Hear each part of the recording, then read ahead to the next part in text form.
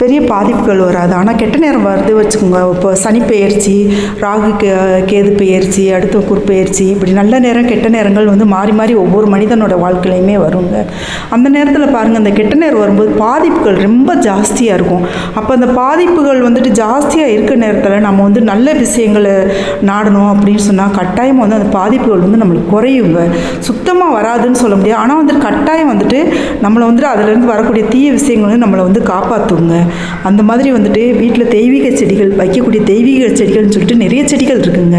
இந்த செடியில் ஒன்று தாங்க இந்த எலுமிச்சை செடி. இந்த எலுமிச்சை செடி, எலுமிச்சை கனி இருக்கு இல்லையா, இது வந்து ராஜகனி. நம்ம வந்துட்டு ஏதோ ஒரு பெரியவங்களை பார்க்க போகிறோம், வீட்டிலேருந்து நம்ம ஒரு பெரியவங்களை பார்க்க போகிறோம், இல்லை தெய்வத்தை பார்க்க போகிறோம், கோவிலுக்கு போகிறோம் அப்படின்னு சொன்னாலே கட்டாயம் வந்துட்டு எலுமிச்சை பழம் வந்துட்டு கொண்டுட்டு போகணும்னு சொல்லுவாங்க, எடுத்துகிட்டு போகணும் அப்படின்னு சொல்லுவாங்க. வெறுங்கையோடு போகக்கூடாது. பெரியவங்களை பார்க்க போகும்போதும் சரி, ஞானிகளை பார்க்க போகும்போதும் சரி, அதே மாதிரி தெய்வத்தை கோவிலுக்கு போகும்போதும் சரி, இந்த ராஜகனியான எலுமிச்சம்பழம் கட்டாயம் வந்து கொண்டு போகணும்னு சொல்லுவாங்க.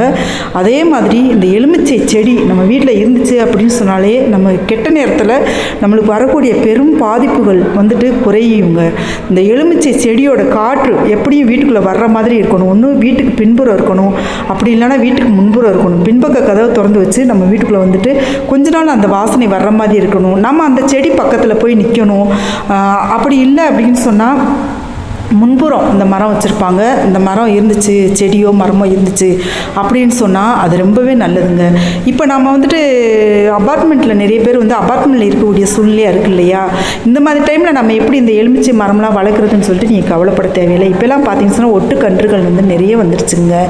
அது மாதிரி வந்து தொட்டியில் வச்சுக்கலாம், நம்ம வீட்டுக்கு முன்புறமும் வச்சுக்கலாம், பின்புறமும் வச்சுக்கலாம். தொட்டியில் வளர்த்தே வந்துட்டு காய்கள் காய்க்கக்கூடிய மரங்களே இப்போ வந்துருச்சுங்க. இந்த எலுமிச்சை செடியும் அது மாதிரி வந்துட்டு நம்ம பழங்கள் காய்க்கக்கூடிய செடிகளும் வந்துட்டு இப்போ கிடைக்கிது, நர்சரியில் கிடைக்கிது.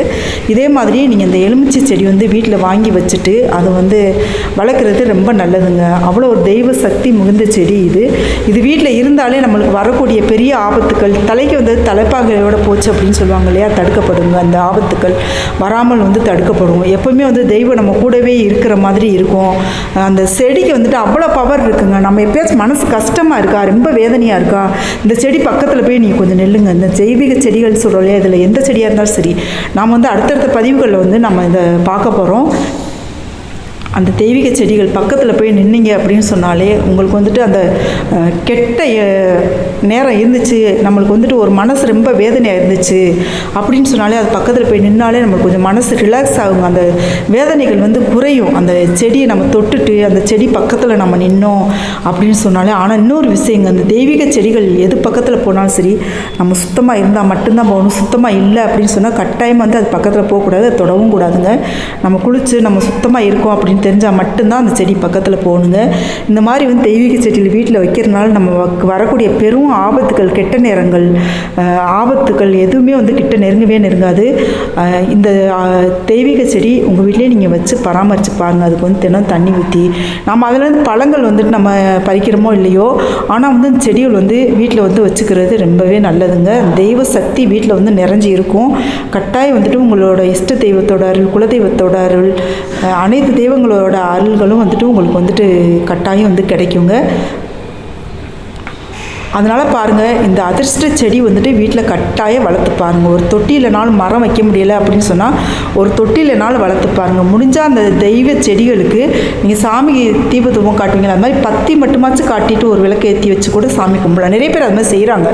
இந்த தெய்வீக செடிகளுக்கு ஒரு விளக்கேற்றி வைக்கிறாங்க. இல்லை அப்படி இல்லை அப்படின்னு சொன்னால் துளசி செடிக்கு மட்டும் விளக்கேற்றி வச்சுட்டு இந்த செடிகளுக்கு வந்துட்டு ஒரு பத்தி வந்து சொருகி வைக்கிறாங்க. அந்த தொட்டியில் வந்து சொருகி வைக்கிறாங்க. நிறைய பேர் நான் பார்த்துருக்கேன். இங்கேயும் பாருங்கள், இந்த அப்பார்ட்மெண்ட்டுகளே பாருங்கள் நிறைய பேர் அதே மாதிரி செஞ்சு சாமி கும்பிட்றாங்க. செடி முன்னாடி போய் உட்காந்து சாமி கும்பிட்றாங்க. நீங்களும் இது மாதிரி செஞ்சு பாருங்கள்.